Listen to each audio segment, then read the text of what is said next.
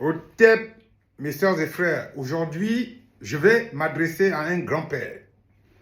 Je vais bien prononcer son nom. La graphie, je vais respecter les codes. C'est-à-dire que je vais l'appeler à l'action ultime avant sa mort. Mes sœurs et frères, nous sommes en 2025. Je vous rappelle aujourd'hui que Manu Dibango, le plus grand artiste camerounais, n'a toujours pas eu de funérailles nationales au Cameroun. Mes frères et sœurs, j'exhorte tous les Camerounais à faire pression sur le grand-père Paul Biya pour qu'avant sa mort, qu'il puisse tout faire pour que Manu Dibango ait des funérailles méritées. Ce n'est pas normal, mes frères et sœurs.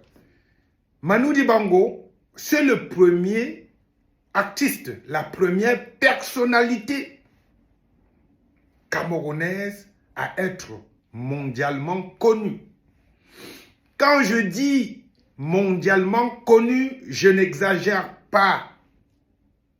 Je sais que nous, les Camerounais, sommes doués dans l'art de l'exagération. Je n'exagère pas. Voilà. Donc, Manu Dibango, c'est celui qui a le plus exporté le Cameroun. C'est-à-dire que c'est grâce à Manu Dibango qu'à une époque, le Cameroun était connu dans le monde entier. Grâce à son tube Sol Makossa qu'il a fait pour la Coupe d'Afrique des Nations. Mes frères et sœurs, Manu Dibango est décédé il y a plusieurs années. Personne au Cameroun, je parle des autorités. Là, je ne parle pas de la famille Manu. La famille de Manu Dibango peut faire son funérail même 50 ans après. C'est à eux de voir. Je ne vais pas venir leur dire ce qu'il faut faire. Mais c'est Manu Dibango, c'est une personnalité et un patrimoine national camerounais. C'est le premier Camerounais à nous faire connaître dans le monde entier. Je vous prends par exemple un exemple. Je vous prends par exemple Richard Bona. C'est l'artiste africain qui tourne le plus dans le monde entier en ce moment. Qui a été signé chez Quincy Jones, RIP, qui le considérait comme son fils. Donc on peut considérer que Richard Bona, c'est l'artiste africain qui tourne, qui fait des concerts dans le monde. Mais pour autant, on ne peut pas dire que c'est un artiste connu dans le monde. Il est connu par des spécialistes, par des musiciens, par des fans. Donc si on fait un sondage dans la rue, dans n'importe quel pays, on ne peut pas être certain que Richard Bona sera cité.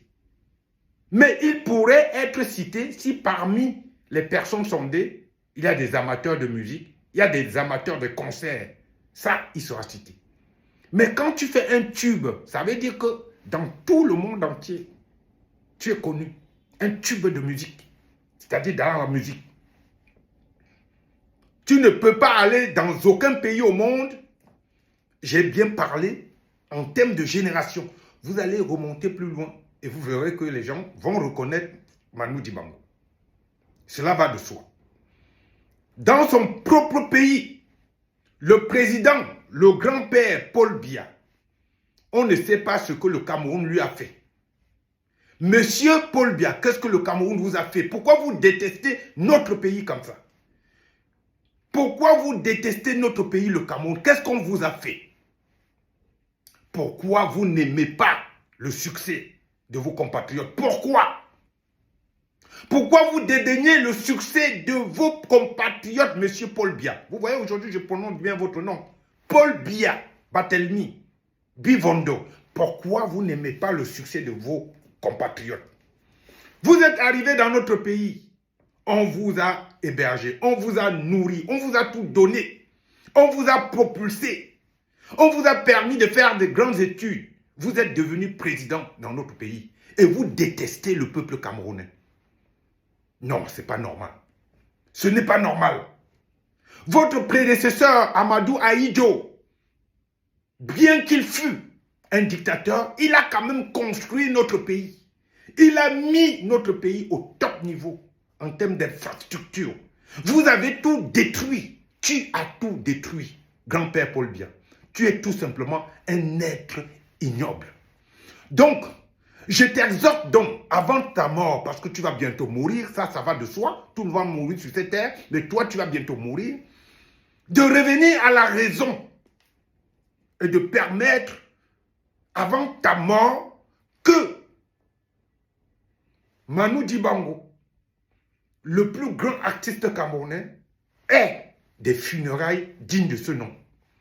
Sinon, comme tout le monde le prévoit, non seulement ta mort sera ridicule, mais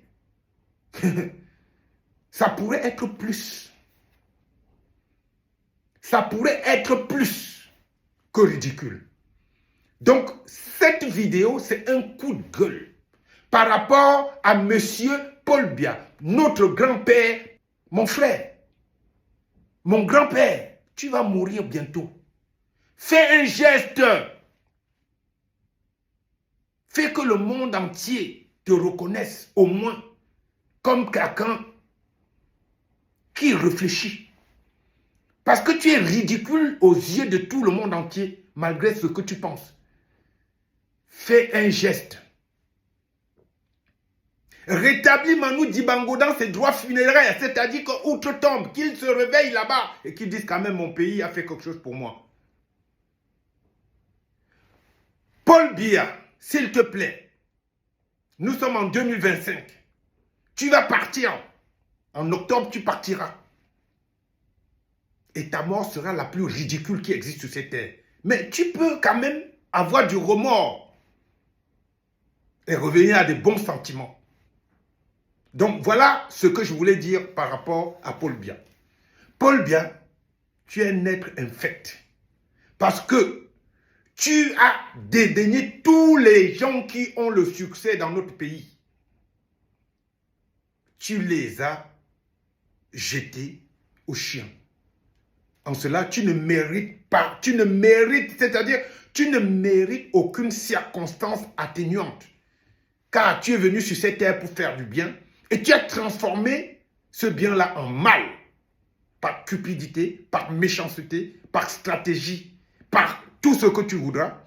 Et tu vois que personne n'a plus peur de toi dans ce monde entier. Personne n'a plus peur de Paul Biya. Il n'y a personne sur cette terre qui a peur de Paul Biya. Alors qu'avant, tu avais du respect. On te respectait. Maintenant, on est en train de chipoter autour de toi pour voir qu'est-ce qui va se passer quand tu vas mourir. Mais tu l'as cherché. Quand j'étais entendu dire à la télévision que oui, je suis vraiment peiné parce que Manu Dibango, il vient de décéder et que ça fait du mal à ses compatriotes Sawa. Je sais que vraiment, ils sont très peinés par la mort de l'un de leurs. Et du coup, je suis avec eux dans cette peine, les Sawa qui ont perdu l'un de leurs.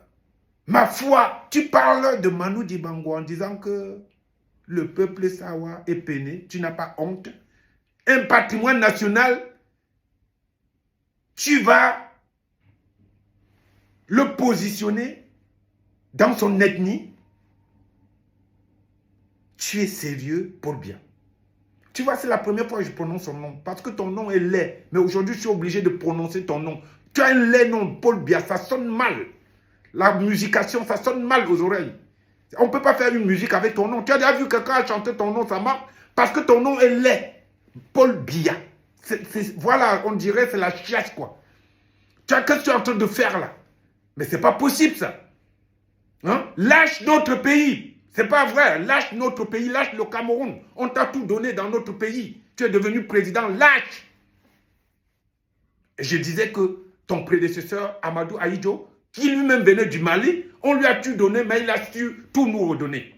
Même s'il a tué nos grands-pères, il a quand même donné le matériel à notre pays. Mais toi, tu n'as rien donné. Rends notre pays. Méchant homme. donne les funérailles. Avant Francis Ngannou, avant Samuel Eto'o, c'était donc Manu Dibango qui a fait connaître le Cameroun au monde entier. Et pourquoi? Avec un titre, Sol Makossa. Et tu dois programmer les funérailles de Manu Dibango. Tu dois programmer les funérailles de Manu Dibango, le plus grand artiste camerounais. C'est pas normal. Maintenant, on va me dire, ouais, il ne le méritait pas. Dans quel pays au monde vous pouvez voir qu'un grand homme meurt et il n'a pas de funérailles? Vous avez vu Johnny Hallyday ici. Vous voyez les Jean-Paul Belmondo, les Alain Delon. Vous voyez comment ça se passe, les gars. Vous voyez vous-même les Camerounais. Vous voyez les Camerounais. Comment vous pouvez rester inerte au Cameroun depuis la mort de Manu Dibango? Donc, voilà mon coup de gueule. C'était pour cela que je faisais cette vidéo. Maintenant, je sais que après peut-être d'ici 1 an, 2 ans, vous allez organiser quelque chose. Rappelez-vous que je suis le premier à faire ce coup de gueule, à donner ce coup de gueule. Vous avez un ministre qui est, savoir comme monsieur Manu Dibango Rip, qui est du même village, Yabassi comme lui, avec ses yeux là, je ne sais pas, qui sortent d'orbite. Voilà ton propre compatriote. Paul Biya a renvoyé Manu Dibango à son ethnie. Et tu es le ministre de la culture au Cameroun. Tu ne peux pas avoir un élan pour sortir de ton cachot là, de désespoir, un peu la tête haute, en programmant des funérailles pour Manu Dibango. Tu ne peux pas le faire. Ça te coûte quoi? Tu es au poste approprié. Pourquoi tu n'organises pas les funérailles de Manu Dibango? Pourquoi? Tu es là pour combattre Samuel Eto'o. C'est ton travail? Tu es là pour combattre Samuel Eto'o. C'est ton travail, le football? On t'a vu gérer un peu la CAN là. On a vu tes limites. On a vu tes limites. Donc que ce soit toi, que ce soit ton maître Paul Biya, vous êtes des enfants de Isefet, le diable inférieur. Voilà ce que vous êtes. Et notre Cameroun, en 2025, ça va changer. Mais avant, je voulais mettre ce coup de gueule. Au tête, mes frères et sœurs, c'était Black Jack le Grove.